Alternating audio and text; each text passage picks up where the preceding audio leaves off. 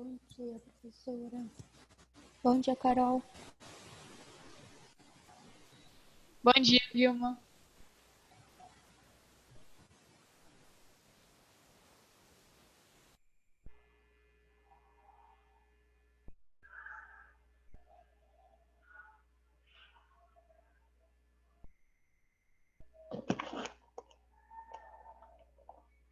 Bom dia, pessoal. Bom dia, professora. Estão me escutando hoje? Bom dia, Você está nos professora. escutando? Hoje eu estou. Ah, tá. E aí, tudo bem?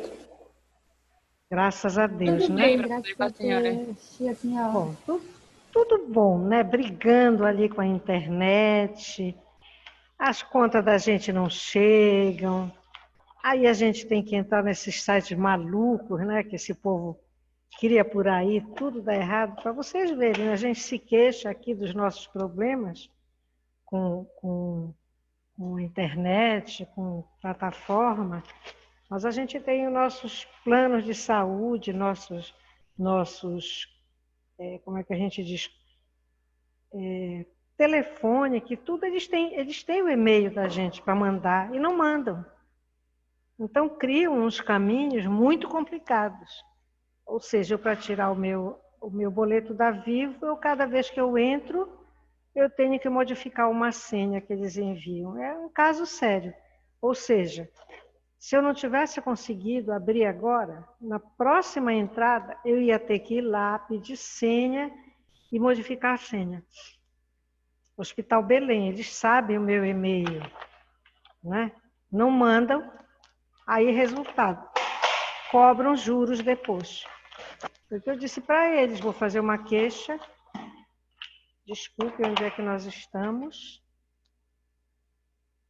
vou fazer uma queixa para a Agência Nacional de Saúde, porque eu acho isso um roubo. Tempos atrás era a mesma confusão. Não vinha para o e-mail, tinha que estar solicitando. Aí mandam num PDF que não é todo mundo que sabe abrir. Quem me salvou agora, sempre quem me salva é a Leila, mas quem me salvou agora foi o professor Ricardo. Pessoal, bom dia, só estão vocês duas, né? Então eu disse que hoje a gente ia fazer uma revisão do conteúdo em cima do conteúdo da nossa prova.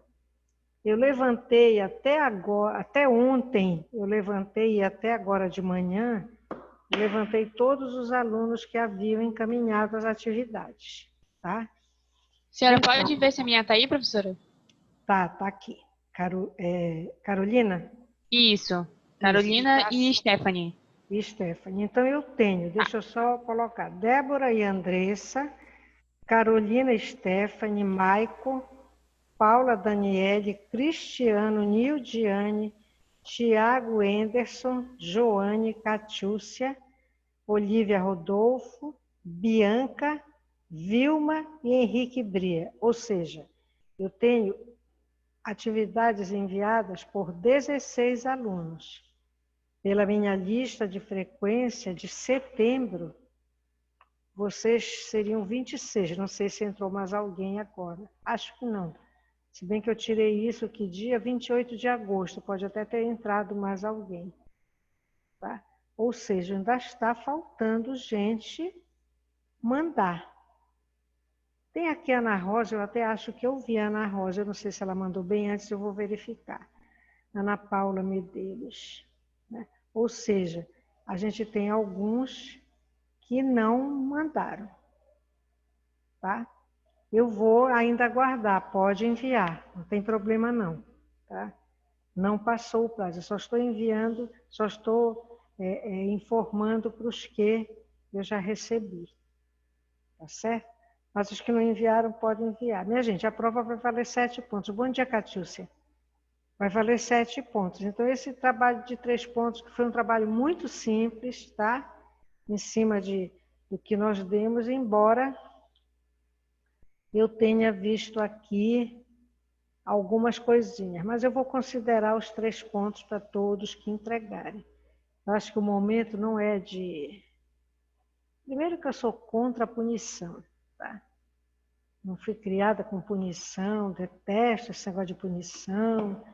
Escolhi a abordagem que bateu bem com o que eu penso da vida, tá? Então, eu acho que é assim. Alguns podem ter tido dificuldade por algum motivo que só, se eu não me engano, só 1 ou 2 alunos. Uma pessoa não conseguiu colocar a classificação estrutural, tá? E faltou um dos limiares, mas a gente vai lá. Não vai cair os princípios básicos da Gestalt.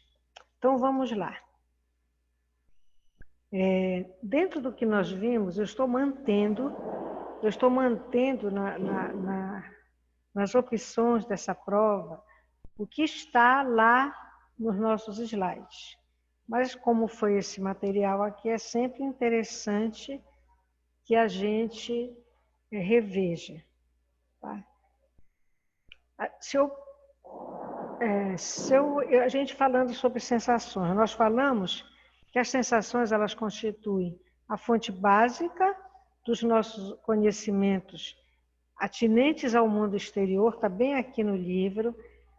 As sensações representam os principais canais por onde as informações que chegam do mundo, dos fenômenos do mundo exterior e também do estado do organismo chegam ao cérebro. Veja só, nesse primeiro parágrafo aqui, nós já vimos que esse conceito de sensação abrange não apenas esses 5 sentidos, como ele fala aqui, a informação relativa aos fenômenos do mundo exterior e ao estado do organismo, né? Ou seja, isso tudo chega ao cérebro.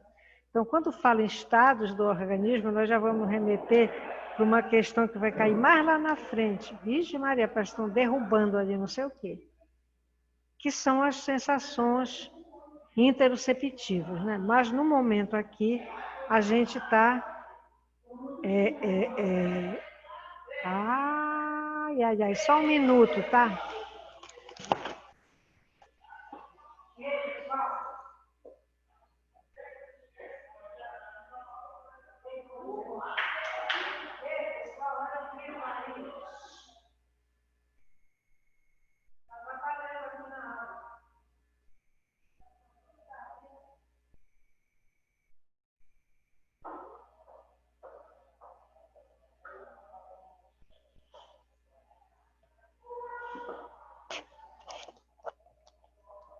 Uma gritaria que estava aqui, que a gente está na sala 17, então parece que aqui no fim desse corredor tem alguma coisa, aí o pessoal fica lá. E hoje parece que sexta-feira está meio vazio. Então, a gente pode, né, dizer que é correto afirmar que as sensações constituem a fonte básica dos nossos conhecimentos do mundo exterior. Tá? Não só do mundo exterior, mas também dos estados do organismo, que nós vamos ver mais lá na frente. Mas sensação, no primeiro momento, tá? É a fonte básica dos nossos conhecimentos atinentes ao mundo superior, ou seja, que tem relação com superior, não, mundo exterior. Tá certo? Entendido, Vilma, Catiúcia, Carolina e Andressa? Tá? Vocês estão me escutando, né, crianças? Acredito que sim. Alguma dúvida quanto a essa questão que eu coloquei também dos estados do organismo que chega ao cérebro? Nós, quando falamos na classificação sistemática, nós falamos nas sensações interoceptivas, proprioceptivas. Exteroceptivas, não. São as sensações que vêm do mundo exterior. Mas tanto as proprioceptivas como as interoceptivas, elas nos trazem informações de estados do organismo. Mas as sensações, de uma forma geral, elas constituem a fonte básica dos nossos conhecimentos atinentes ou que têm relação, né, com o mundo exterior. Bem, então, inicialmente a gente viu 2 tipos de teoria. Teoria receptora, né, que não considerava a subjetividade, não considerava o indivíduo, e tudo que o indivíduo sentia, ele não sentia. Seria uma consequência dos estímulos que estivessem no ambiente, ou seja, todos seríamos iguais. Então, se gritassem ali fora, todos iam ficar incomodados, como eu fiquei agora. Tá? Porque o som lá de fora, alto, como eles estavam falando, chega até aqui. Ah, tá difícil hoje. E não é bem por aí. Então, essa teoria receptora, que o indivíduo era um sujeito passivo, ela foi descartada e o que ainda até hoje permanece é a teoria refletora. Essa teoria refletora, ela reflete o quê? Ela reflete o caráter ativo das sensações, ativo e seletivo. Por quê? Nem todo estímulo, por que seletivo? Nem todo estímulo que vem do ambiente é percebido por todos nós. Por exemplo, para mim aqui incomodou agora esse lá, ou seja, eu tirei minha atenção daqui e direcionei para lá. Entendeu? Então, essa sensação, esse ruído, esse barulho que veio de lá, mostra esse caráter ativo. Ou seja, para mim, subjetivamente interferiu. Para outras pessoas pode não ter interferido. Então, elas não são, as sensações não são um processo passivo, tá? Elas não separam o homem do mundo exterior, tá? Os nossos órgãos dos sentidos, eles informam sim sobre o meio ambiente, tá? E reagem, como já foi dito, aos estímulos do meio. Então, as sensações consistem em indicar o caráter ativo e seletivo das sensações. Vou repetir, porque seletivo vão sempre estar envolvidos todos os processos psicológicos básicos. Vejam só, vocês estão num grupo de colegas. Tem colega que fala baixo, tem colega que só fala alto, quase gritando. Bom dia, Nildiane. Bom dia, seja bem-vinda. Tá? Só fala gritando. Para alguns, né, esse caráter ativo das sensações, diz, puxa, fulana podia falar mais baixo. Entendeu? Então, a gente acaba selecionando também o que é mais agradável para nós. É por isso que vai ter sempre essa questão seletiva e sempre vai ter o caráter ativo das sensações, porque, de alguma forma, nós podemos reagir diferentemente a esses estímulos que chegam do meio. Então, elas indicam o caráter ativo e seletivo das sensações ou dos estímulos que estão ao nosso redor. Está dando para entender? Alguma pergunta? Hein, meninos? Não tem nenhum menino ainda?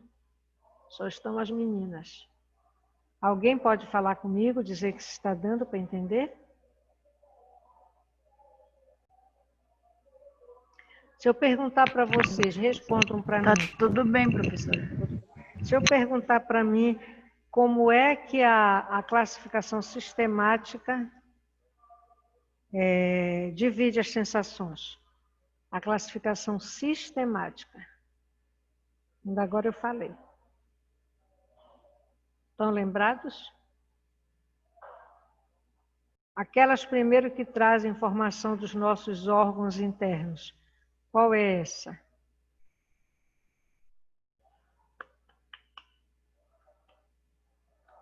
Desculpe a gente estar repetindo, mas a repetição é para dar oportunidade também de quem não estava lá desde a primeira aula poder rever e tirar dúvidas também, tá, pessoal?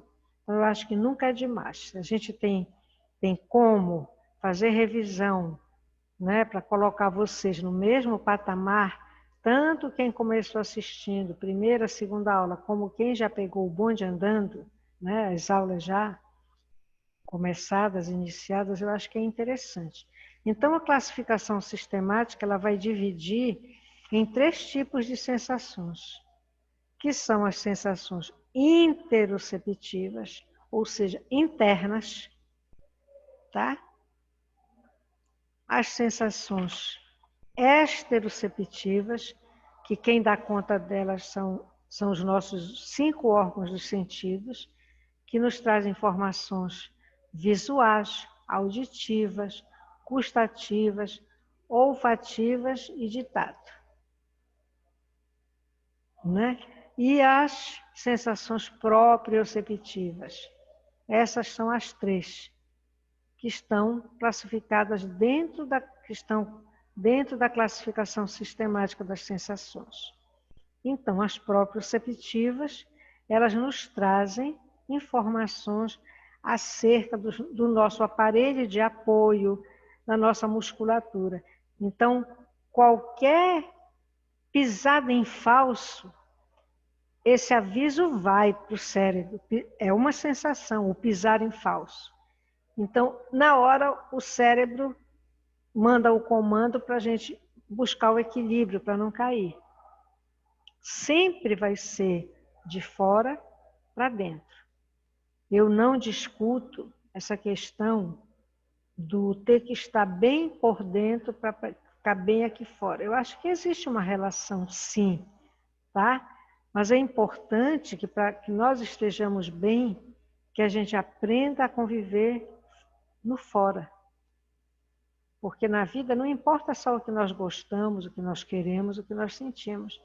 O que importa é isso tudo que é nosso, mas na interação com as outras pessoas. Né?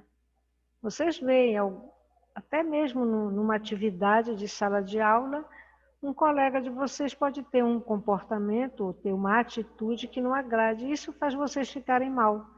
Puxa vida, né? Por que ele fez isso? Não precisava ter feito dessa forma. Tá entendendo? Então, sempre essa estimulação, ela interfere. Agora, veja só, como vocês já viram aprendizagem,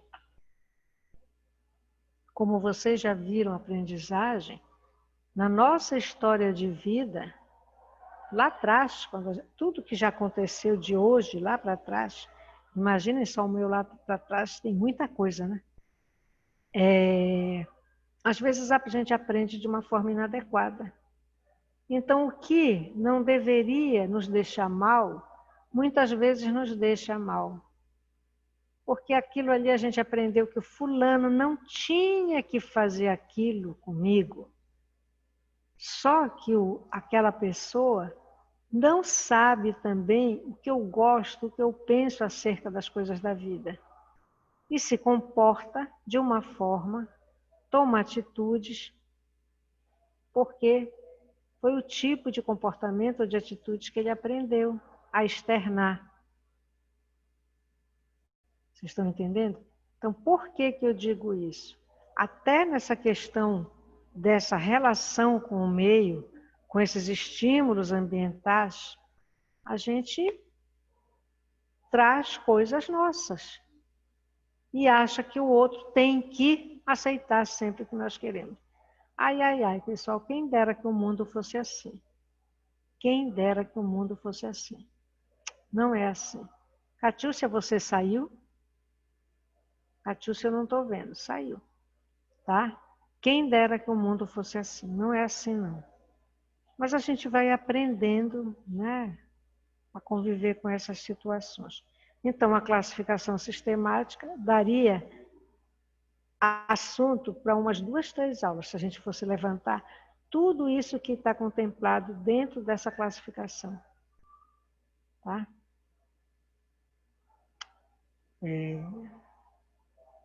Então, elas são divididas em sensações interoceptivas, proprioceptivas e exteroceptivas. As sensações protopáticas e epicríticas são da classificação estrutural.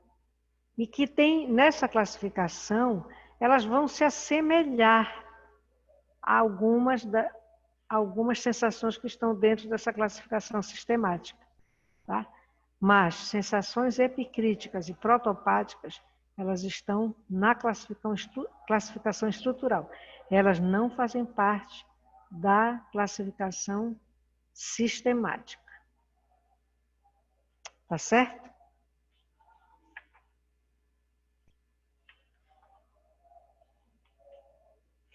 Minha gente, é assim, como são só 7 questões, a gente fica tão restrito, né?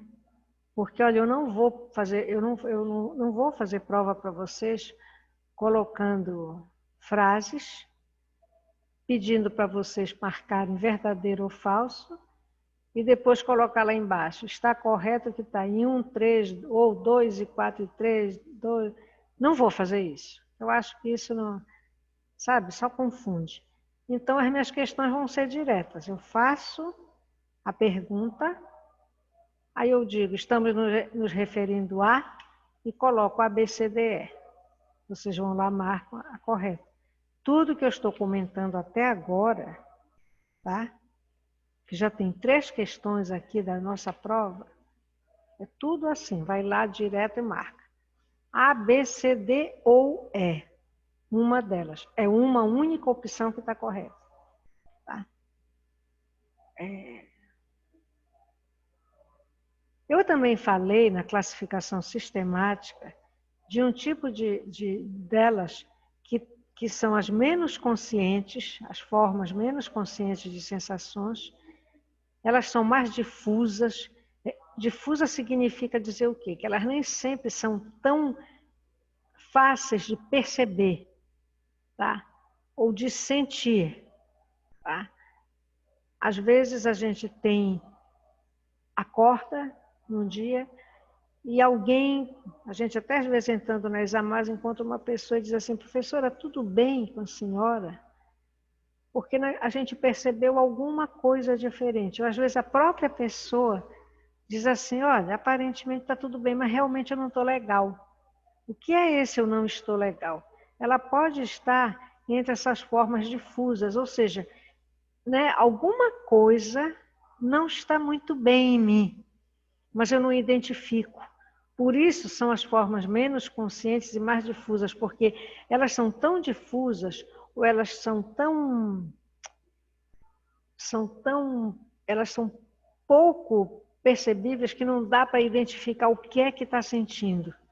Tá? E elas também conservam semelhança com os estados emocionais. Alguém daí me diz qual é o tipo de sensação que está dentro da classificação sistemática que tem a ver com isso que eu falei. Sensação que está entre as formas mais conscientes e mais difusas e que conservam semelhança com os estados emocionais. Qual delas é? Está dentro da classificação sistemática ou está dentro da classificação estrutural? Quem responde, vou aguardar e responder.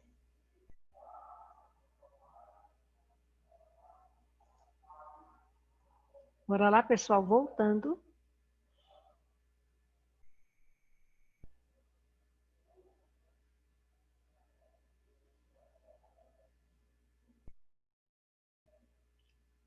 Não estão lembrando ou estão fora?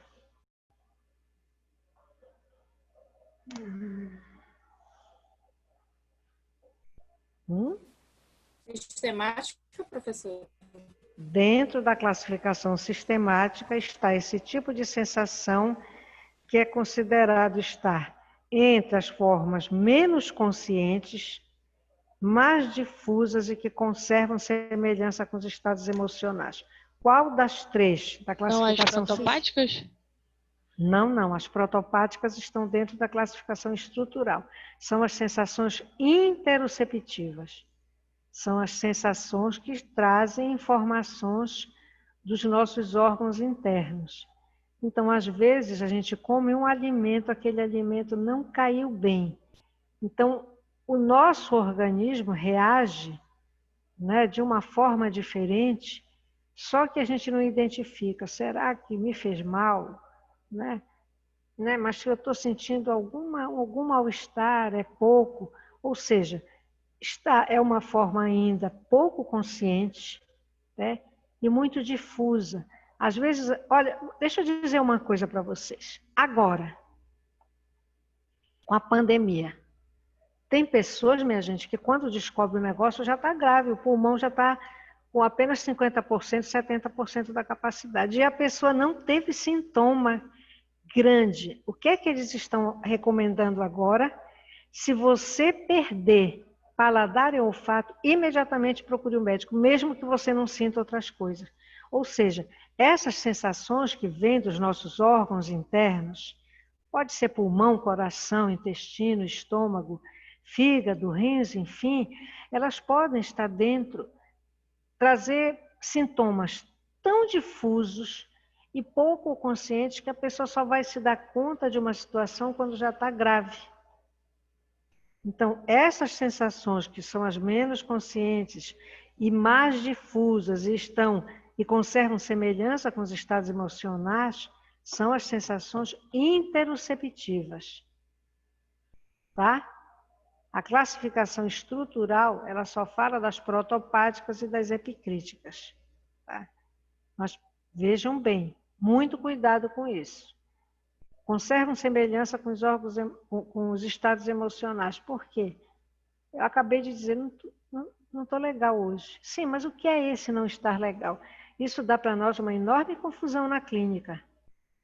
Porque a pessoa usa um adjetivo para expressar o que sente, mas que não diz nada, né?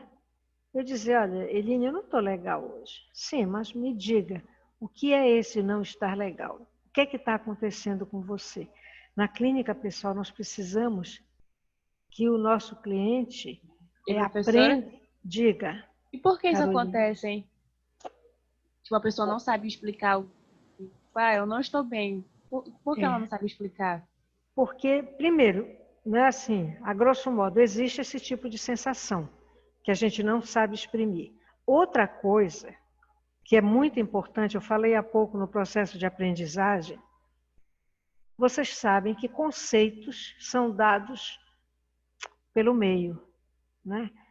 Tem crianças que elas são criadas, tipo assim, fez alguma coisa errada? Fulana, eu já não te disse para não fazer isso.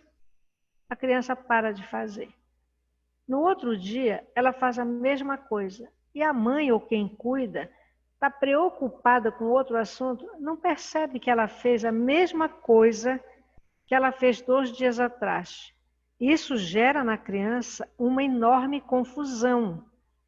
Quando a mãe vem brigar de novo, a criança que já tem uma capacidade porque a criança, a temporalidade, ela não vai se instalar na criança, dependendo do ambiente, com menos de 10, 12 anos. Até mais, o adolescente, ele às vezes não tem esse conceito de temporalidade. Querem um exemplo para o adolescente? Por exemplo, ele vai ter uma prova segunda-feira, ele, em vez de estar estudando para a prova de segunda-feira, ele está preocupado já desde uma semana atrás com a festa de aniversário do melhor amigo que vai ser no domingo. Então, ele não tem essa capacidade de entender o que significa tempo. E isso tudo, essa capacidade de discriminar essas coisas é dado pelo ambiente quando cria. Não adianta eu um dia gritar com a criança, não faz isso, no outro dia eu não enxergo, a criança faz a mesma coisa e eu estou distraída, estou preocupada com outra coisa também, né? Não chamei atenção, ela continua fazendo aquilo 1 dia, 2 dias, 3 dias, lá um dia a mãe vê de novo e dá-lhe um maior baile e ainda bate. O que é que essa chamada de atenção com essa violência ensina para a criança? Vocês acham que ensina, Carolina, alguma coisa para uma criança isso? Não. Exatamente. Então, o ideal seria a mãe chegar com a criança e dizer, meu filho, não faça isso, eu já lhe recomendei, que isso é perigoso. Olha, hoje dá no jornal uma criança de 11 anos que estava mexendo no celular, com o celular ligado na tomada, pegou uma descarga elétrica e morreu. Eu vi, professora. Não viu? Então é aquela questão, são coisas que nós temos que informar a criança. Esse processo de discriminação do certo, eu não vou dizer nem do errado, né? Eu vou dizer do adequado e do inadequado, isso é ensinado para nós. Nós vamos aprendendo, porque, olha, é muito difícil lidar com a sorte. A gente, se quiser ficar naquele patamar da sorte, a gente vai dizer, coitada da fulana, não teve sorte. Mas tem situações, pessoal, que parece sorte, mas não é. É que está dentro de alguma coisa que nós aprendemos na nossa vida. Eu vou fugir um pouquinho do assunto aqui para continuar nisso aqui que a gente está falando. Vou falar de uma situação. Houve uma situação assim. Já tinha seus 17, 18 anos, chegou com os pais e disse, olha, a minha colega foi convidada para uma festa de um conhecido dela e ela me convidou. Vai ela, a irmã, e ela me convidou. Aí a mãe vira-se e diz assim, onde é a festa? Ela disse, ainda não sei onde é. Aí a mãe disse assim, procure saber onde é a festa. E passou. E na véspera da tal festa, que por um acaso era agora, nesse período de Semana do Sírio, a mãe chegou para a filha e disse assim, então, você já sabe onde é a festa? Aí ela disse, não, mas parece que é num lugar, num sítio que ele tem aqui um pouquinho longe do centro de Belém. Aí a mãe tornou a dizer, procure saber onde é e quem é essa pessoa. Claro que a filha já ficou chateada. Poxa, essa mãe é implicante, né? Querendo atrapalhar esse nosso passeio. Quando foi no outro dia, que era o dia da bendita festa, a mãe disse, sim, fulana, e aí? Onde é essa festa? Com quem vocês vão? Ela, é uma festa em tal lugar assim, disse para onde ficava lá, para a BR. Aí a mãe disse, vocês vão de carro? Não, ele vem nos buscar. Eu disse, ele quem? O dono da festa. Ele disse, então eu quero saber o nome da festa. Fui eu que fiz essa pergunta, já disse tudo. Quando ela foi se informar, a filha foi se informar, a moça disse que era um cliente do local que ela trabalhava, que ela conhecia só de tratamento lá no local. Já tinha conhecimento de lá. Quando deu o nome, a mãe disse assim, esse nome, só um minuto, aguarde. A mãe foi e ligou para a casa de um tio dela. Para saber do fulano, que era o que poderia dar informação. E disse, cadê o fulano, que era filho dele? Ele disse, ele está para o mosqueiro. Porque a mãe suspeitou que a mulher desse primo fosse parenta deste dono da festa. Aí disse, então me dá o número do telefone dele, que eu vou falar com ele. E ligou para ele. Oi, tudo bom, tudo bem? Fulano, diga, o fulano de tal, assim, é primo da tua mulher? Ele disse, é. Por quê? Eu disse, não, porque tem uma situação assim. Me diz uma coisa, esse rapaz é aquele que de vez em quando precisam mandar para tratamento, não sei. Ele disse, é ele mesmo. Eu disse, olha, o que está acontecendo é isso. Ele disse, não deixa aí. Não deixa. E avisa para a mãe das meninas que não deixe também.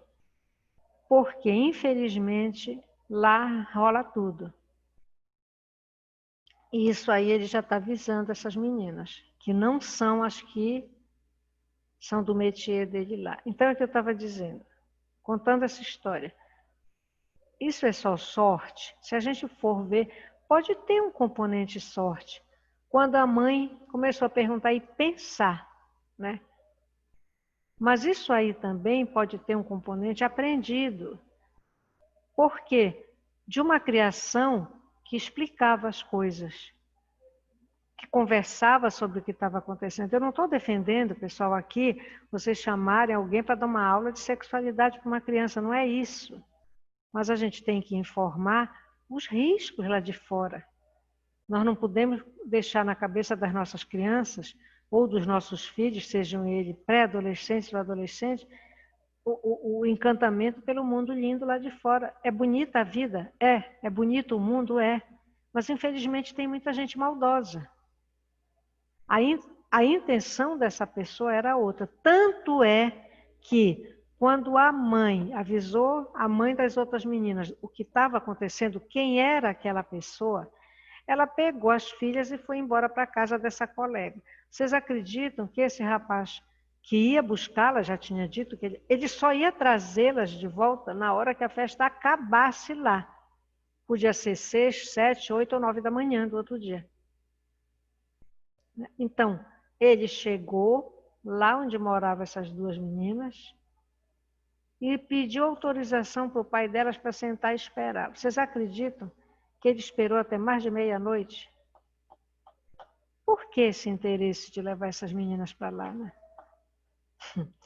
Aí, depois, aí choraram muito, a mãe ficou muito agoniada, a mãe das outras, como é que não tinha passado na cabeça dela aquilo, que ela nunca pensou, porque o nome dele, o nome do pai dele, ora bolas, né? Nome de pai, de mãe, de família, não sei o quê. Não tem isso. O bem e o mal pode estar em qualquer lugar. Então, quando eu falo para vocês que é muito sutil, a gente até discriminar estados internos do corpo é difícil. É difícil discriminar questões externas, mas é muito difícil também discriminar isso aqui que eu acabei de falar, né? Essas sensações menos conscientes e mais difusas. Porque quando nós criamos os nossos filhos, vocês querem saber uma coisa difícil de identificar num bebê? É uma dor de ouvido. Ele vai chorar, berrar, a gente faz tudo o que costuma fazer e o bebezinho não para de chorar. E aí, a gente, Dantes tinha um livro, como era o livro da História do Bebê? Não era História do Bebê, tem outro nome. Que a gente tocava bem aqui, se tocasse de leve aqui, do lado de fora, perto do ouvido, o bebê berrava. Aquilo ali já era um provável indicativo de dor no ouvido. Entendeu? Então, esse processo de discriminação, até dessas sensações internas, esse processo é importante, porque quando nós vamos a um médico, e nós chegamos nessa consulta, ele pergunta, Eline, que lhe trouxe aqui, como é que você está? Me conte, diga aí. E a gente vai dizer, olha, fulano, olha, doutor, eu comecei a sentir isso, tal dia, assim, assim, aí eu notei isso, outro. Aí a gente pode até fazer como eu fiz. Eu cheguei com o médico, um problema de má digestão, e como eu tenho uma história familiar de mãe, irmã minha, tia minha, tio, operados de vesícula, eu cheguei lá e disse, doutor, eu estou sentindo isso, eu não faço digestão, eu fico cheia de gás e tudo, eu acho que isso é vesícula. Aí ele olhou para mim e disse, e eu acho que é gastrite. Eu disse, não, doutor, não é gastrite, porque na minha família tem um monte de gente operada de vesícula. Eu acho, como é familiar, né? Ele disse, então vamos ver quem está certo. Eu vou lhe pedir uma endoscopia e uma ultrassom. Confirmou a gastrite, uma pangastrite. Porque a gente que aparenta ser muito calma, a gente também guarda muita coisa que não deve. Então, às vezes, a coisa amola, aborrece, chateia, machuca, mas a gente não externaliza. Porque eu vejo assim, às vezes naquele momento, a gente pode até dizer para um grande amigo nosso alguma coisa que pode magoá-lo profundamente. Então, eu prefiro, raramente vocês vão me ver eu abrindo o verbo. Raramente. Porque eu acho que o respeito ao outro é fundamental e a gente não ter certeza das coisas como aconteceram, né? É complicado. Então, vejam só, esse processo, essas sensações que são as menos conscientes, as mais difusas, a gente não identifica, né? Tem gente que diz assim, estou aqui me dando umas pontadas no coração. Nem sempre é, às vezes é excesso de gases que enche toda aqui a nossa caixa torácica de ar e que acaba refletindo até no pescoço da gente. Então, por isso que elas são as menos conscientes, né?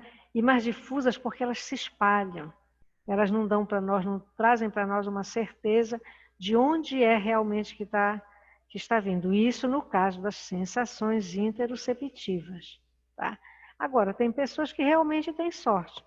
Estão sentindo, já estão sentindo, deixam. Quando vão para o médico, o negócio já está, não sei quem mexeu nisso aqui, pronto. o negócio já está lá adiantado. E tem pessoas que dizem não sentir.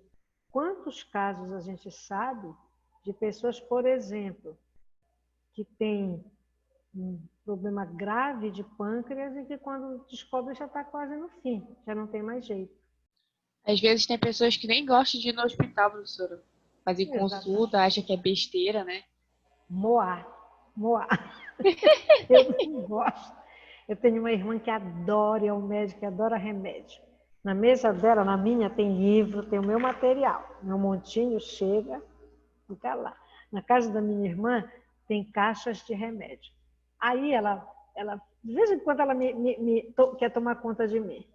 Aí, Eline, tá tudo bem contigo no telefone? Tudo bem, mas tá tudo bem mesmo, tá? Tens ido ao médico? Minha gente, eu minto. Porque se eu disser a ela, né, por exemplo, eu fui ao médico dia 4 de janeiro desse ano, mas isso eu já tinha que ter ido ao médico muito antes. Graças a Deus, a única coisa que estava, que não deu bem nos meus exames foi a vitamina D, que estava muito baixa. Mas a gente vive, minha gente, no submarino. Eu passo grande parte dos meus dias dentro do submarino. Eu nunca fui de pegar sol, né? Tem gente que diz assim, Eline, tu tens uma pele boa, mas eu nunca fui, minha gente, de ficar na praia meio-dia, 1 hora, 2 horas, 3 horas lá, estendida pegando sol, não. O sol, como muita gente faz, né, Carolina? É.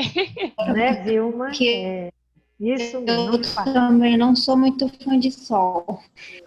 Só que a gente tem que ter o cuidado com essa questão da vitamina D hoje. Por exemplo, esse calor terrível. Nós podemos estar com a vitamina D baixa e podemos ter sensações difusas de deficiência de vitamina D. E a gente se acostuma com aquele tipo de sensação e a gente não atribui a uma deficiência de alguma taxa nossa. E a vitamina D, ela provoca cansaço, né? A falta dela, você pode ter insônia. Minha gente, sou a mãe da insônia, né? O professor Reinaldo adora responder mensagem 3h30, 4 horas da manhã. Às vezes eu já estou sentada com o meu celular nessa hora, eu respondo para ele essa hora. Essa hora eu dou retorno para ele. O pessoal aqui se admira, período de provas. Agora não, eu acho que já vai ser tranquila. Mas lá na primeira verificação do semestre passado, meu Deus, o preenchimento da prova na plataforma, ela tem que seguir alguns critérios das questões. Então, ela tem um limite, né? Aquela parte que apresenta a questão, ela tem um limite. Se não der toda ali, tem um outro espaço que leva para lá, antes de colocar as opções, as 5 opções. O que é que acontecia? Às vezes eu ia dormir 1 hora, 1h30, recebendo mensagem meia-noite, falando com o professor meia-noite. Quando eu acordava de madrugada, lá tinha uma mensagem do suporte. Professor Eline, as provas tais precisam ser reencaminhadas. Olha, tinha a prova que precisava reencaminhar 5 questões. Aí eu começava, 5h30 da manhã, a mandar mensagem pelo WhatsApp. Ninguém me respondia, todo mundo ainda nos braços do Morfeu, lá no seu soninho bom. Sabe o que acontecia? 6h30 eu estava ligando o telefone, porque às vezes a prova era 7h30 da manhã. Entendeu? Pessoal, vamos lá. Aí eu mandava. Tá? Eles já até sabiam. Então, essa questão de fazer provas com aquela contextualização da questão muito grande, isso é um problema seríssimo para quem trabalha com plataforma. A plataforma, ela recebe até 250 caracteres. Então, é preciso que a pessoa perceba quando a sua questão já está grande, que vai dar problema. Mas sabe que aquilo parece que a gente fala alemão, russo, chinês, sei lá o quê, língua tupi-guarani. Olha, dava muito trabalho. Até na segunda verificação passada ainda houve isso. Então, são tipos são sensações que elas chegam via informação, porque ela pode chegar pelos estímulos auditivos, visual, porque lá na plataforma dava para visualizar. Quando você abria, já estava na cara que aquilo ali não ia dar certo. Agora mesmo ele já mandou a mesma recomendação em mensagem de voz. Eu já passei para os professores em mensagem de voz. Então, vejam só como é complexo falar, né, em sensações, porque abrange uma gama de situações que a gente inimagináveis. Um médico, ele só pode fazer um diagnóstico provável se o cliente chegar lá e conseguir dizer o que sente e contar essa história, como conseguiu, o que eu fiz antes de sentir aquilo, para chegar até naquele momento da consulta. Aí ele vai pensar num diagnóstico provável e vai pedir os exames em cima daquilo que ele acha que é, para ver se confirma ou se não confirma. No caso da minha argumentação de que era vesícula, né? Quando eu voltei com os exames, ele falou, eu não lhe disse que isso era gastrite, mas só que a gente pensa, ah, não, eu sou tranquila, não vou nunca ter gastrite. Minha gente, eu tinha uma pangastrite. Tá? Meu estômago todo. Enfim, aí, e eu não sou de estar comendo essas coisas que vocês gostam de comer, eu não como na rua. Agora que eu tenho almoçado fora por uma questão mesmo de necessidade. Tá certo? Então, vejam só, eu não sei, foi a Carolina que perguntou, se ficou claro por que que as sensações interoceptivas, elas trazem esse tipo de informação. Nem sempre nós queremos saber, esclarecer o que é aquilo. Então, entrou, vai, do jeito que alguém vendeu o peixe, vai. E não é bem por aí. Tá? Então, existem situações que nós temos que pensar. Por exemplo, numa situação de prova. Eu nunca respondi questão de uma prova minha que eu tivesse ainda dúvida. Eu passava. Depois eu retornava para aquela. Até porque, vejam só, às vezes a prova, ela acaba uma questão tendo uma relação com a outra questão, e quando você vai fazer a outra questão ou outras questões, você acaba lembrando, olha, não é isso que eu pensei, é aquele outro. Aí depois você volta para lá. Então, isso tudo é aprendido. Por isso que a gente diz que a percepção, ela tem a ver também com as nossas experiências e nossas expectativas. Então, viver é também acumular experiências. Eu aprendo, né, vivendo. Agora, quem acha que já trouxe de casa, aprendeu tudo que era necessário para viver e estabelece regras, aí é difícil. Porque as questões da minha casa, da minha família, são questões de lá, mas não necessariamente vão me dar condições de perceber o mundo lá fora. Um pai intransigente, um pai mandão que controla a família lá, né? Diz Maria, filho chega lá fora quando vai ver o pai do colega, que é uma pessoa acessível, gosta de conversar, já é um ponto que vai entrar em atrito com o pai lá de casa.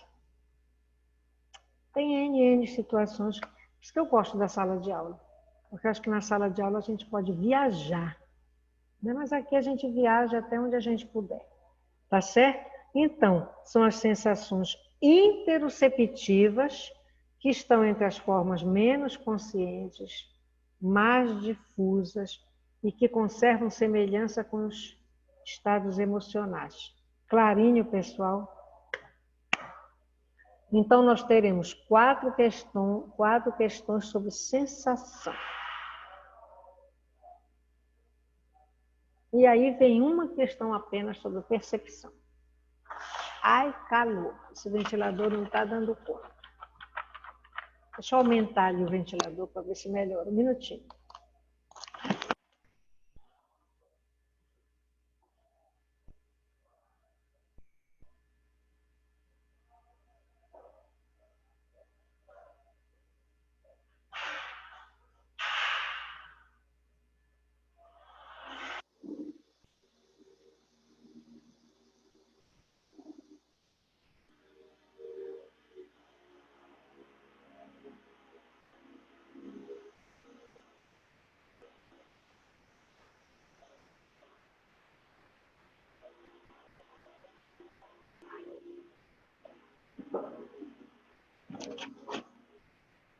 Vocês estão ouvindo o barulho do avião agora?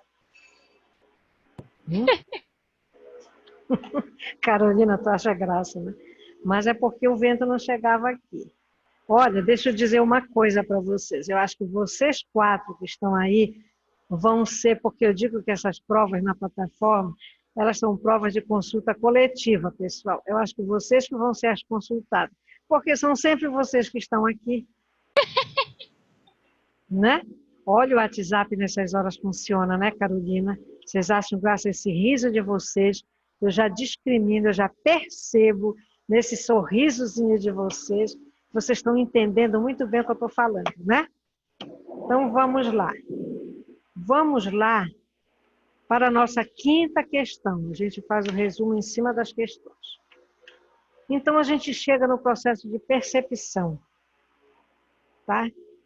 Enquanto a sensação, ela é a fonte de conhecimento, né, que nos permite esse contato com o mundo exterior e também sentir o que ocorre dentro do nosso mundo interno, tanto o mundo externo como o mundo interno. O processo de percepção, a gente já pode dizer que ele é o processo de seleção, organização e interpretação das sensações. Enquanto a sensação, que é o processamento ascendente, que leva até o cérebro todas essas... Agora tem um foguetório lá fora para completar, né? Completar um foguetório. Tá? Então, a percepção é o processo de seleção, organização e interpretação das sensações. Por que o processo de seleção? Numa criança hiperativa, ela pode estar ligada em tudo.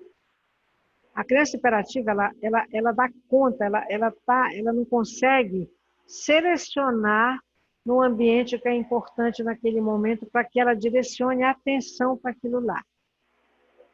Né?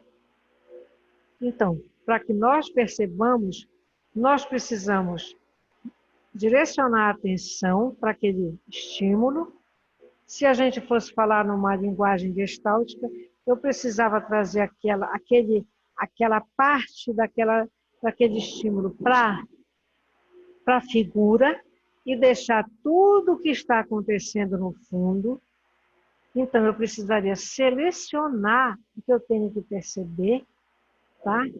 Organizar as informações acerca daquele estímulo, para que eu possa interpretar. Quando eu interpreto, eu devolvo, né, para o indivíduo como ele deve proceder. Se eu estivesse na rua e ouvisse um tiroteio, eu ia correr para me proteger. Então, veja só, como o nosso cérebro ele é tão perfeito, ele precisa fazer isso. No momento que nós ouvimos o tiroteio, nós dizemos, epa, é um tiroteio, eu tenho que correr. Quando eu digo eu tenho que correr, é porque o cérebro já interpretou o que representa aquele tiroteio para mim e já disse para mim, corre, tu tens que correr. Então, rapidamente, essa seleção e organização do que está acontecendo, Bolas, eu ia entrar na ExaMAS para trabalhar. Eu não ia para nenhuma zona de conflito, né? Eu ia para a ExaMAS trabalhar, mas de repente eu vou atravessando a rua, estou pronta para atravessar, esperando os carros pararem, quando eu escuto o tiroteio. Aí eu penso, epa, um tiroteio. Já mandei para o meu cérebro, já foi pela audição o barulho do tiroteio, e eu quero me livrar daquilo. Por quê? Porque meu cérebro já selecionou, organizou, já me disse o que eu tinha que fazer e já interpretou e manda para mim prontinho. Então, esse processo, né, de seleção,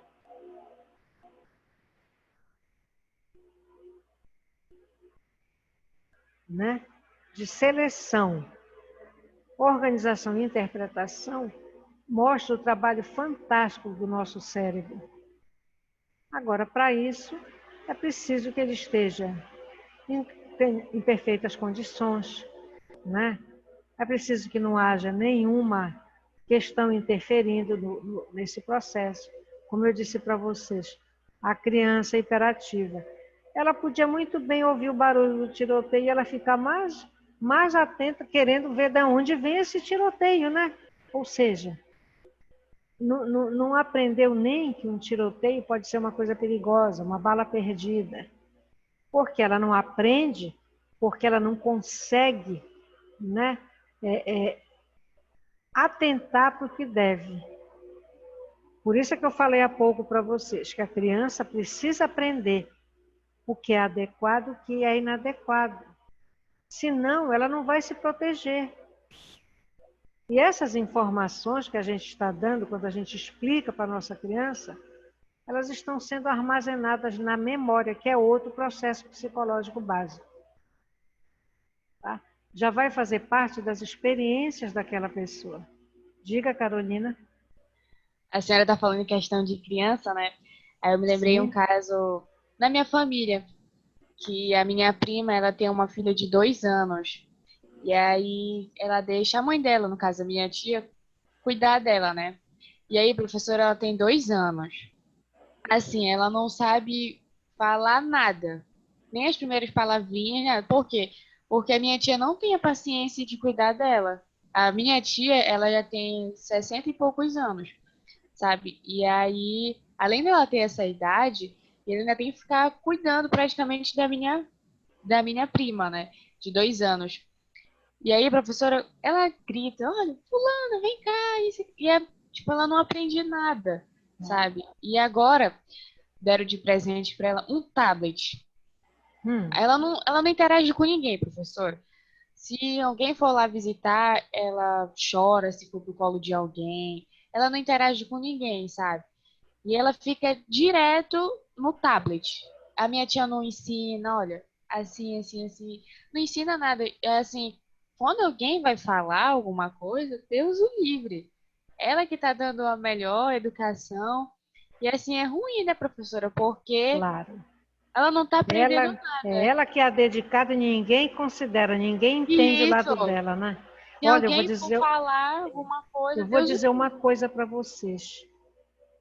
Tomara que não, tá, Carolina? Tomara que não. Mas existe uma enorme possibilidade dessa criança daqui a pouco ser diagnosticada como autista.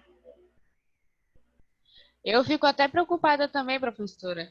Assim, porque ela não fala nada, né? Ela, olha só, para a senhora ver que ela não tem nem disciplina, que ela passa a madrugada todinha acordada.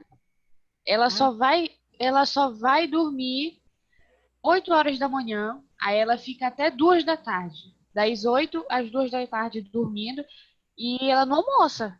Ela só almoça lá para as 3, 4 horas da tarde. Para a senhora ver que ela nem tem a disciplina. Não tem a disciplina que é necessária, né, para a vida Isso mesmo. de qualquer pessoa. Ou seja, essa sua tia teve filhos, né, provavelmente.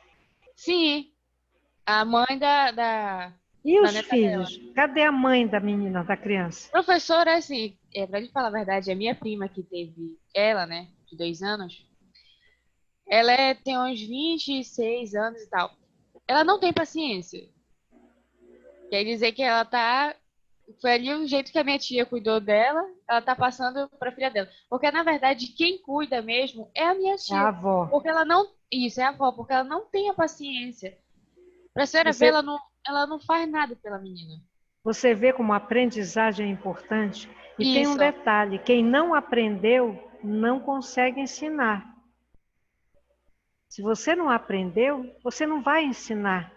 Não consegue repassar, né, professora? Não transmite, não transmite.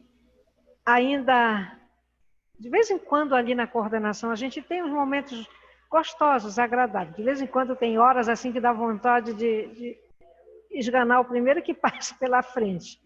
Mas a gente sempre conversa. E eu conversava um dia desses de uma pessoa que trabalhava no mesmo local que o meu filho fazia estágio, quando ele estava no curso de administração, e essa moça tinha 36 anos e trabalhava com ele e engravidou. E estava feliz da vida. Então ela falava na gravidez, ela durante o horário de trabalho dela, tudo era gravidez. Aí um dia, uma criatura lá também, eu acho que um pouco sem noção, olhou para ela e disse assim, mas Dona Maria, a senhora fala tanto nessa gravidez com 36 anos, olhe só, a mãe do Turiano com 36 já tinha um filho de 18 anos. E é verdade, pessoal. Eu engravidei com 17, com 18, meu filho nasceu. Eu casei, um mês depois que eu engravidei, tá? Ele nasceu, eu já tinha 18 anos. Tinha feito 18 anos. Mas é assim, a gente entende que as pessoas, eu não digo mais velhas, as pessoas que já viveram, era meu primeiro filho, determinadas experiências, elas teriam umas condições de ensinar, né? A gente parte desse pressuposto. Mas é muito bom que a gente converse, que a gente interaja, para a gente ir avaliando os pontos que são legais e os pontos que não são tão interessantes. Uma situação dessa não está ensinando nada para essa criança. Ou seja, não dá para exigir da criança o que não foi ensinado, o que não está no repertório comportamental dela. Ela não sabe o que é tomar um café da manhã, porque ela não acorda. Ela não sabe, provavelmente, o que é sentar à mesa na hora do almoço, porque Outra coisa provavelmente, que a senhora falou né? na hora do almoço, ela nem tem assim, que a criança tem que ter uma cadeirinha, tem que ter o seu próprio pratinho. Ela nem tem isso. A minha tia dá do prato dela, sabe? É esse que não tem disciplina. Olha, o meu cunhado, que era o irmão mais velho do meu marido, ele um dia disse para mim, os meus cunhados, eu tinha 3 cunhados casados, uma cunhada e 2 cunhados, a outra era solteira. Cada um deles tinha 8 filhos, pessoal. Cada um desses 3. Quando eu casei com meu marido, com 17 anos eu tinha quando eu casei, ele tinha 24 sobrinhos, que era uma luta. Eu ficava preocupada para quando falava com os moleques não mudar o nome deles. Porque era impossível, de repente, eu decorar o nome de 24. Até porque um cunhado é que eu conhecia mais, os outros 2 eu não tinha tanta convivência. Tá?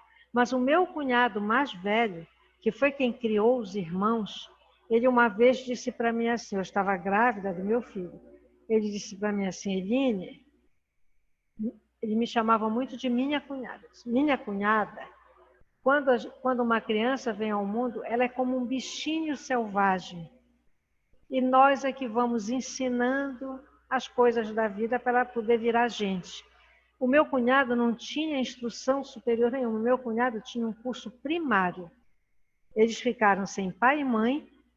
Ele muito novo ainda, não tinha nem 20 anos. Ele deixou os 4 irmãos com uma tia, veio a Belém, procurou um padrinho dele, para esse padrinho arranjar emprego. Foi esse padrinho que arranjou emprego e deu lá um quarto na casa dele, era um casarão lá, antigo, para ele morar. E o contrato era, logo que ele estivesse bem, ele ia alugar uma casa para trazer os irmãos do interior, de Orem. E aconteceu isso. Ele foi, alugou a casa lá para Canudos, informou o padrinho que ele ia sair, foi no interior e pediu para uma tia que eles tinham vir para ficar em casa com essas crianças. Aqui ele botou tudo no colégio. Mas, minha gente, ele tinha tempo para cuidar desses meninos. Eram 2 meninos e 2 meninas. Para vocês terem ideia, até a fita no cabelo das irmãs pequenas era ele quem dava o laçarote. Ele era uma pessoa extremamente habilidosa, de uma educação, mas aí a gente tem que voltar para trás. Tanto o pai do meu marido, que seria meu sogro, como a minha sogra, eu não conheci. Eles morreram muito jovens. Mas a mãe deles foi lá em Orem, ela estudava num colégio de freiras. E eles tinham a casa deles. O meu marido falava muito deste pai. Como ele era uma pessoa que conversava, uma pessoa, né, paciente. Agora é assim, infelizmente, Carolina, não dá para exigir dessa criança o que não é dado para ela, o que não é ensinado. Agora, o pior disso tudo é que está se fazendo uma vítima, está condenando uma criança que tem, com certeza, potencial para ser um adulto, né? Normal, produtivo, com capacidade de crescimento, para o bem, enfim, e está é uma condenação, porque daqui a pouco ela não vai, numa escola ela não vai conseguir acompanhar, ela não vai se adaptar. Escola especial hoje já praticamente não tem, e ela vai ser entendida, avaliada como uma criança portadora de necessidades especiais, se não com autismo. Eu vi isso eu fiz educação especial, né, lá no meu curso, e eu era do grupo operativo, e tinha um grupo de crianças e grupo de pais. Eu acho que eu já falei até isso aqui. A mãe, quando procurou, foi porque a escola encaminhou. A criança não dava uma palavra, ela não respondia nem presente na hora da aula. Ela não respondia. E aí foi para nós, eram no máximo 12 pessoas. Podia ser até mais se fosse pai e mãe, mas não caiu. Ou ia pai, ou ia mãe, ou ia uma avó que criava, ou um padrinho, enfim. E quando a gente começa a conversar, que a gente colocava no grupo operativo, a demanda parte do grupo. Nós não estabelecemos o que tem que ser tratado, não. A gente pede logo no início que o grupo reúna em subgrupos e escolha as demandas que querem que sejam tratadas ali.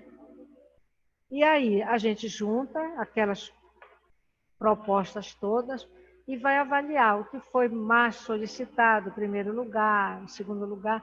E a partir daí, então, a gente vai a cada encontro, são 6 encontros, a gente trabalha logo no início um tema muito rapidamente, né, conversa sobre alguma questão, vai buscar uma questão teórica, mas traduz para uma linguagem que possa ser entendida por todos para tratar. Então, veja só, esta mãe, a mãe dessa criança que não falava na escola e que foi encaminhada porque precisaria de atendimento psicológico ou psiquiátrico, ela foi dizer que na casa dela não se abria janela, para o vizinho não estar olhando e vendo o que acontecia. Não se falava com vizinho nenhum quando saía de casa. Não se visitava parente, porque parente só queria saber da vida da gente para fazer fofoca. Então, essa criança aprendeu que ela não tinha que se comunicar.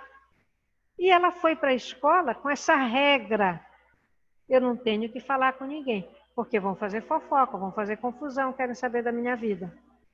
Olha só o que foi para a cabeça da criancinha. Ou seja, isso ela levou para a escola e cadê a interação? Se já não existia em casa, não vai existir lá fora. Então, lá no grupo de crianças, a gente ficava com a nossa professora supervisora no grupo de adultos.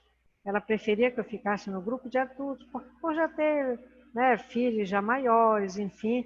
E as minhas colegas ficavam no grupo de crianças. Elas sentavam no chão, a gente colocava aquele papel 40 quilos e disponibilizava papel, lápis de cor, canetinha, massa para modelar, brinquedo, ficava tudo lá à vontade. E eles sentavam em roda, né, ao redor desse papel 40 quilos, isso é uma técnica para vocês utilizarem com atendimento em grupo, inclusive. E então, acabou que a gente ficava, às vezes a gente saía e ia só observar, tinha coisas que essa criança queria que estavam lá do outro lado da roda. Ela, no início, ela não pedia, ela olhava, até que ela começou a ver criança pedindo. Me dá esse lápis azul, tá? Aí ela começou a dizer, me dá esse lápis aí. Aí o outro dizia, é esse? Não, é o outro. Esse é. E com isso ela começou a se comunicar. Olha, aí a gente vai ver assim, a gente olha e diz assim, é milagre.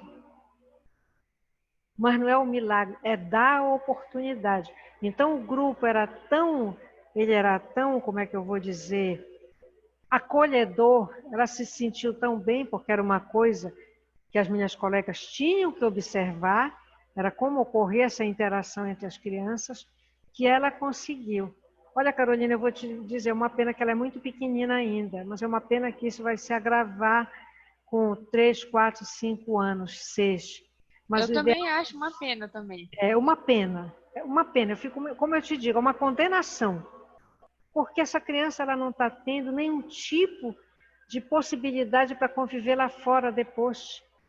ela vai aprender a viver dessa formazinha que está sendo ensinada, eu coloco entre aspas. Aí a gente vai para um outro ponto, que a aprendizagem, quando a gente fala, não se restringe apenas à aprendizagem acadêmica. Fala de qualquer tipo de aprendizagem. Por que tem pessoas que são craques em palavrão? Tem pessoas que sabem um monte de palavrão.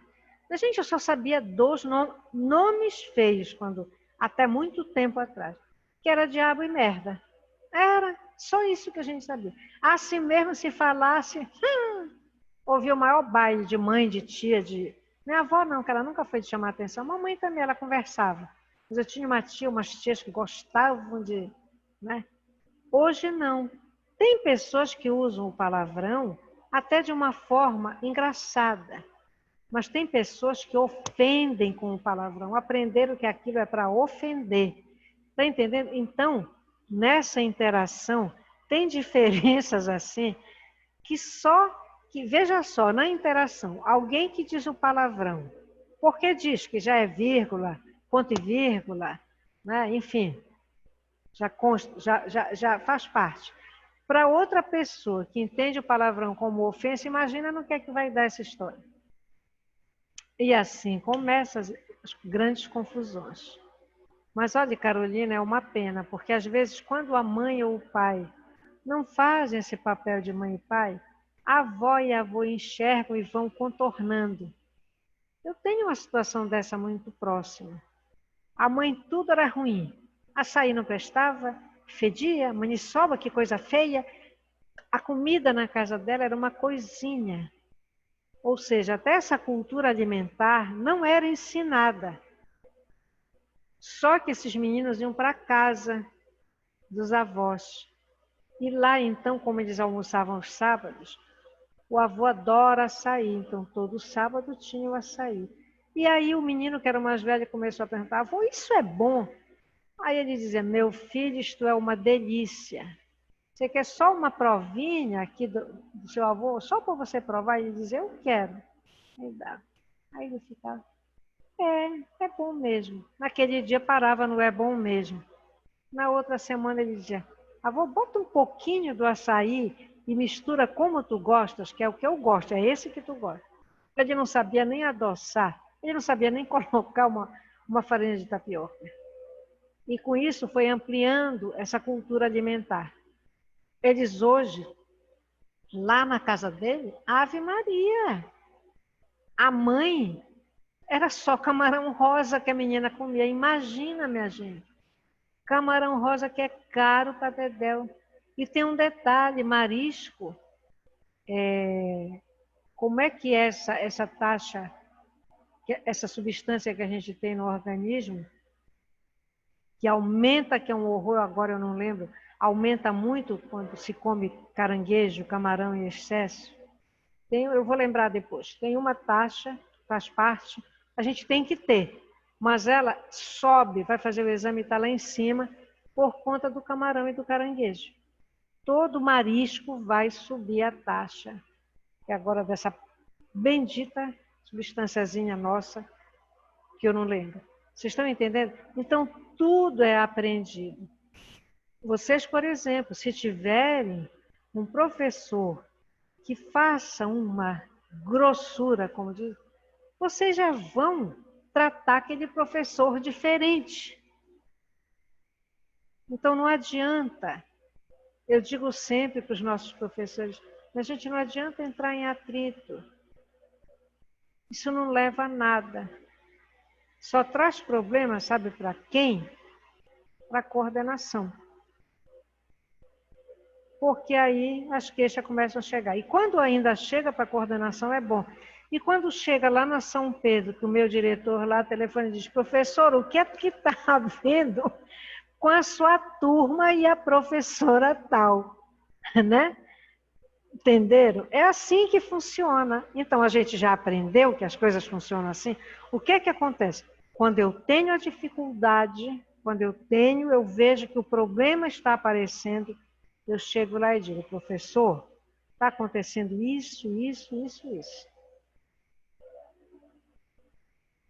que eu faço? Né? Às vezes ele diz, não, professora, converse com o seu professor. Às vezes ele diz, a senhora já conversou? Eu digo, olha, tenho conversado, mas talvez não tenha entendido. Não, converse novamente, procure ver se as coisas se acomodam. Porque eu acho assim, que é trazer hábitos nossos que não tem por que fazer parte da nossa vida aqui. Complicar a vida do aluno, complicar a vida do professor, complicar a vida da turma, complicar esse processo que já não está sendo fácil, nem para nós, nem para vocês. Bolas, custa, o que vai custar eu uma hora, né? Eu abrir mão de alguma coisa. Não, mas sabe o que é isso? É a aprendizagem rígida, que vem de casa e que permanece como regra. Tem que ser desse jeito, porque é esse jeito que está certo. Se aquele jeito estiver errado, aí... Vocês estão entendendo? Então, regra nunca é bom.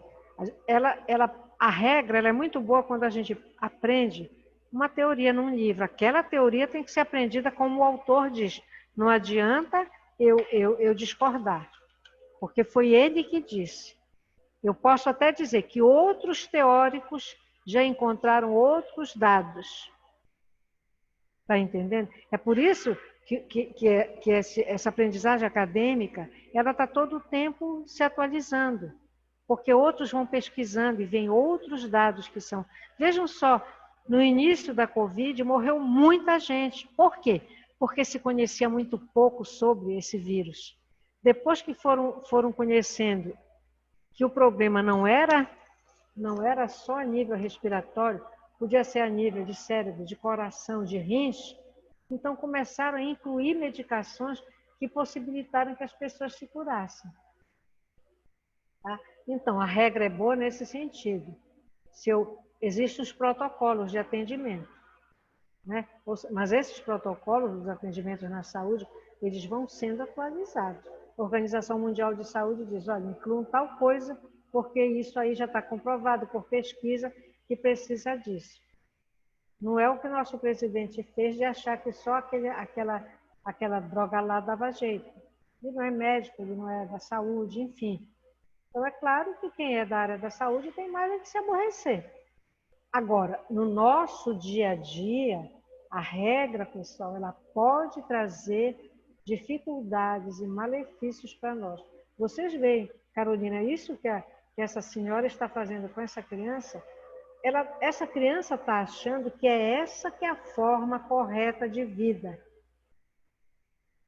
Porque é isso que está estabelecido, entendeu?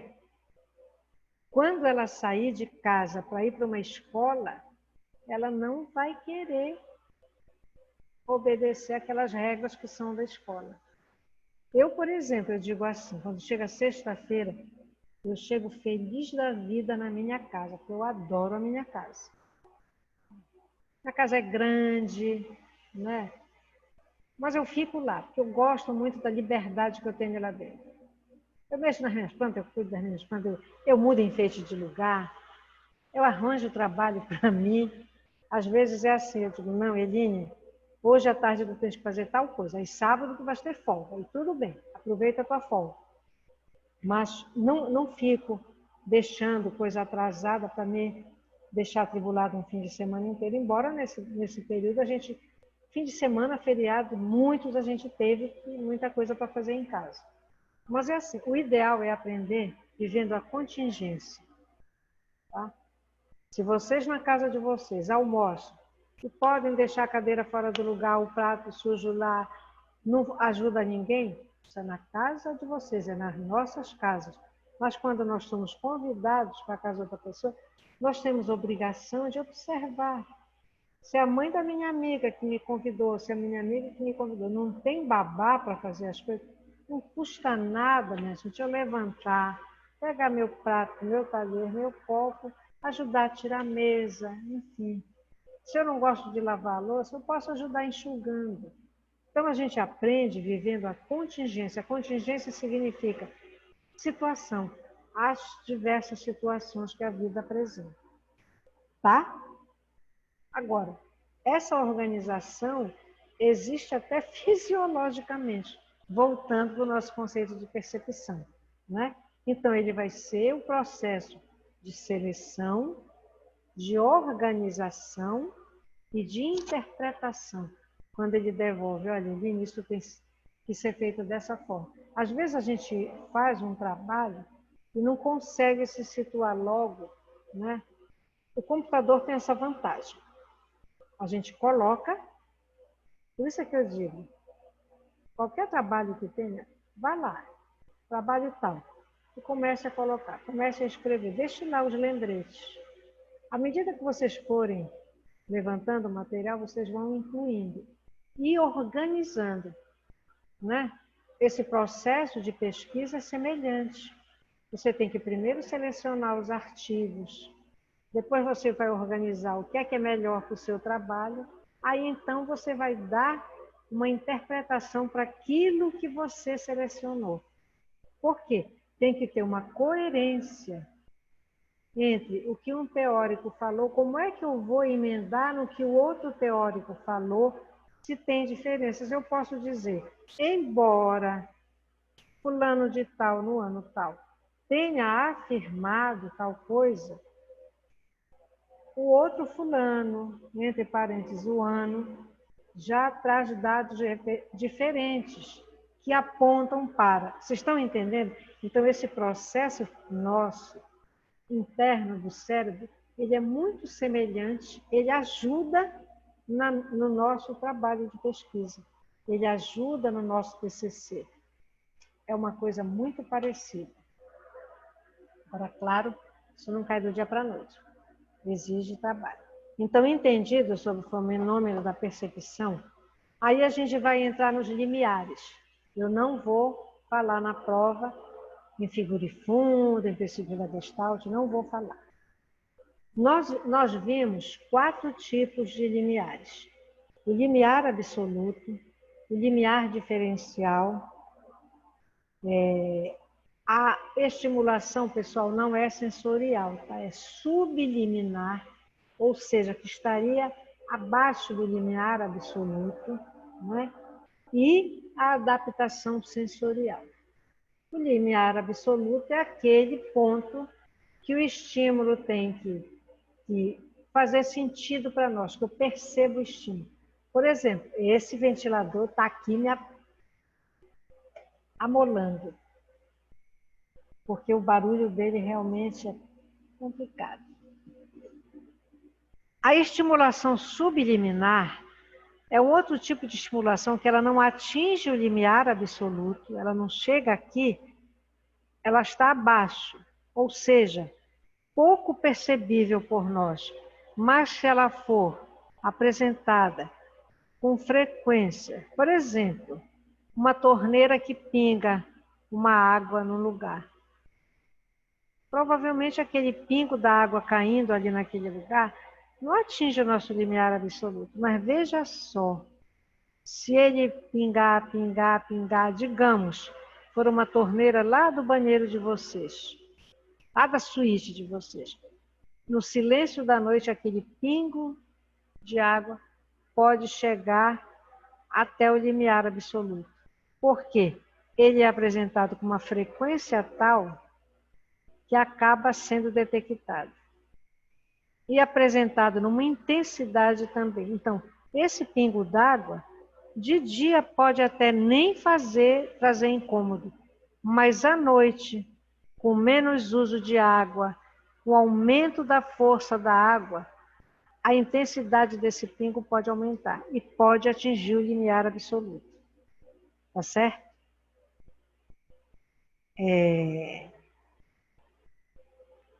A adaptação sensorial.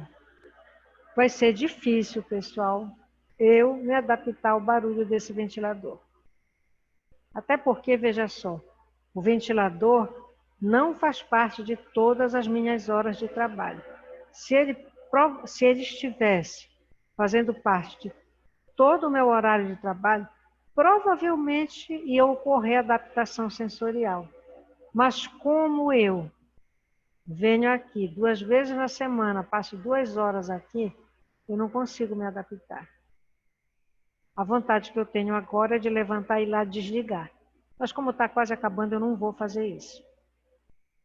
Então, a adaptação é importante por quê? A adaptação sensorial. Se nós não somos muito... Por exemplo, nós chegamos num lugar para trabalhar. Seria o caso aí desse ventilador. E esse ventilador está todo o tempo ligado, vai chegar um ponto, é como aconteceu na coordenação, que a gente já nem tomava conhecimento do ventilador que tinha lá. Tá? Mas veja só, existe também um outro exemplo. Vocês trabalharem num lugar, não tem lojas no shopping que a gente entra e diz, puxa, que loja cheirosa. Vocês nunca viram isso? Sim. Né? Tem lojas que têm um perfume. Essas lojas de marca, multimarcas, elas têm lá um perfume que é delas. Aí a gente entra, se delicia com aquele perfume, tem vontade de comprar para levar para casa. Vocês acham que os funcionários que estão lá trabalhando ainda sentem esse perfume? Não. Não, porque ocorre a adaptação sensorial. Então veja só, se alguém não se sentir bem com aquele perfume, a tendência é ele passar a não sentir, porque há uma adaptação dos nossos órgãos dos sentidos. O nosso olfato, aquilo se torna adaptável, eu não vou mais sentir. E eu não vou, enfim, aquilo vai passar. Então, a adaptação sensorial, né, permite que a gente possa, digamos, alguém que vai trabalhar nessa loja de shopping, trabalhar nessa loja sem nenhum desconforto, apesar do odor forte que tem lá dentro. Só que esse odor forte vai ser só para quem entrar e sair. Para quem permanecer lá, acabou. Ele passa a não ter efeito, porque adapta sensorialmente. Tá? Existe também uma outra palavra para falar desse fenômeno, que é a habituação. É natural do nosso organismo nós habituarmos a determinadas características do ambiente. Tá? Então, a estimulação mínima necessária para que a gente possa detectar, né, um determinado estímulo é o limiar absoluto. Né? A estimulação subliminar é a que está abaixo desse limiar. Então, só é percebível se acontecerem outras situações, como eu já falei para vocês. Aquele pingo d'água, ele pode ser insistente, mas nós não percebemos. Numa noite silenciosa eu passo a perceber. Ou seja, aumenta a intensidade do barulho daquele pingo d'água. Tá? Estimulação extrasensorial, nós vimos também. Nós não temos prova nenhuma de que exista, mas nós não podemos afirmar que não existe. A gente não pode de forma alguma afirmar que não existe. Só um instante. Minha gente, milagre, mas eu estou desligada do... eu não pus nos dados móveis. Então, se tem mensagem, já era. Daqui a pouco está cheio de mensagem, quer ver? Ó.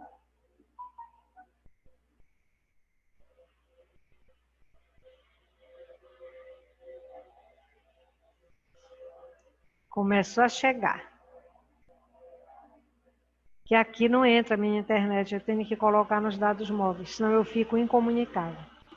Entenderam, pessoal? Pode acontecer também um caso de restrição sensorial. Por exemplo, tem pessoas que sofrem acidentes, são normais, batem a cabeça e por qualquer motivo perdem o paladar. No caso agora da Covid, ocorre a restrição sensorial. Você perde olfato e paladar. É possível perder olfato e paladar. Tá bom? Então, tem situações que pode ocorrer essa restrição sensorial, tá? Uma privação perceptiva, porque vocês sabem que são N os casos. Está entrando mensagem. Chega o celular, pula na mesa. Tá certo?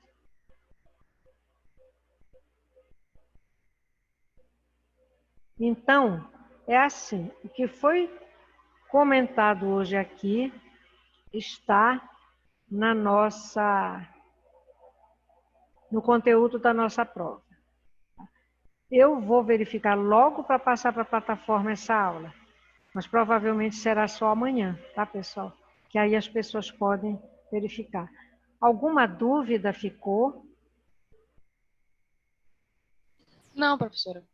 Não?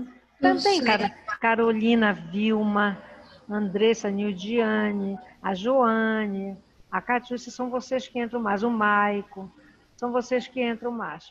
Mas qualquer coisa, tá? Vilma, Andressa, qualquer dúvida que vocês tenham, vocês podem mandar para o meu WhatsApp, tá? A gente agora, olha, o bichinho não para, coitadinha, de funcionar. Cheio de mensagem. Ai, eu já sofro com essas mensagens, porque tem vezes que a gente tem que dar assim, um expediente quase só em cima desse WhatsApp. Tá bom, queridas? Então era isso. Tem alguma dúvida? No, no, sim, sim, yes, yes, ou no, no? Não, Tudo professora. certo. De boa. Bem, então, a nossa prova é segunda-feira. Sexta-feira vocês ainda têm provas, né? Sim. Acho que até segunda, professora. É, até segunda. Segunda é a última prova, né? Isso. Não, vocês vão ter terça-feira a última prova. É o terceiro. Terça-feira. Então, segunda-feira vocês não têm prova, mas eu acho que eu não vou entrar na plataforma, tá? Vocês têm prova segunda, terça, quarta, quinta e sexta. Na segunda-feira não tem prova, mas eu só entraria para ver o resultado, embora vocês possam ver o resultado. Mas se já tiver o resultado, eu posso verificar se já foi passado para vocês. E aí vocês têm prova com a professora Sumaia na terça, né? Eu entro na segunda, pessoal. Quer que vocês... Na segunda-feira eu entro? Porque lá no calendário tá dizendo que é dia 21. 21 é a minha. Isso. 22 é a Geise. 23 é a Amanda. 24 é o professor Rildo. 25 é a professora Rose. Só que vocês dia ainda têm a 29. prova da professora Sumaia, Maia, é na terceira, realmente, dia 29. que é 29, Ah, terça-feira. é. Por que fizeram isso, professora? Poxa, Não, podendo porque se livrar na segunda. é porque a gente tem que... Sou eu que faço isso, né? Poxa, professora, olha aí o que a Não senhora sabe o que é fez. que é? Sabe o que é, Nildiane? É que a gente não pode colocar prova fora do horário do professor. Ah, Então, por exemplo, o professor, mesmo ele não estando na plataforma, ele tem que cumprir horário. Então, ele cumprindo o horário, qualquer dúvida que o aluno tenha, ele tem que responder, porque está dentro do horário dele. E, minha gente, assim como tem algumas pessoas que estudam que parecem policiais, tem vezes que a gente, fora de brincadeira, tem que ficar tomando conta. É difícil isso, mas é verdade. Tá? Então, na Aí segunda, professora. então a pergunta é essa: vocês querem que eu entre na segunda-feira? Eu não vou começar conteúdo novo. Se eu já tiver as notas, porque eu vou ter que lançar as notas já com as notas dos trabalhos, né? Das atividades. Lembrem os colegas de vocês que ainda não encaminharam as atividades, que podem mandar, tá bom? Não é ainda que eu já proibido mandei a sua. encaminhar. Graças a Deus. Estou aqui com a notinha com o nome de todo mundo. Todo mundo que mandou. Tá bom? A nossa prova é pequenina. Olha como ela é pequena. Deixa eu só mostrar de longe. Rapidinho. Professora. Olha, ela é pequenina. E aqui. Não tem enrolação de espécie alguma. Não, pessoal, não pensem que eu gosto de enrolação, que eu não gosto, não. Eu só faço, adoro doce, mas eu só faço sobremesa fácil, rápida. Bolo tem que ser bolo gostoso. Ah, mas é coisa prática mais rápido. Eu adoro acho. praticidade também. Também Tudo acho que que tem seja que... prático para mim tá ótimo. Agora, muita coisa muito elaborada, muito complicada, eu perco a cabeça. Não, não tem porquê. Eu acho que nessa situação que nós estamos vivendo, principalmente, E mesmo com as aulas normais, não tem por que complicar. Primeiro, pessoal, que professor não sabe tudo. O professor pode saber muito do que ele aprendeu. Mas vejam só, vocês quando estão participando desses eventos lá fora, simpósio, congresso, essas coisas que tem hoje até na internet, vocês estão aprendendo coisas muito novas, geralmente, e que a gente que está na gestão ou que está trabalhando não tem nem tempo. Olha, ontem, uma ex-aluna nossa, adoro ela mora no Rio Grande do Sul. Vocês acreditam que quando ela casou dia 1º de dezembro, as aulas não tinham terminado. Eu tinha voltado para a coordenação, que eu voltei, foi em final de 2017. Aí eu já tinha me comprometido a ir. Então eu já sabia período de prova, né? Já sabia tudo direitinho. Só que aí eu já estava na coordenação. Eu tive que ir com o diretor acadêmico aqui, expliquei para ele, eu disse, olha, professor, acontece isso. Eu já havia comprado minha passagem, porque não havia impedimento nenhum.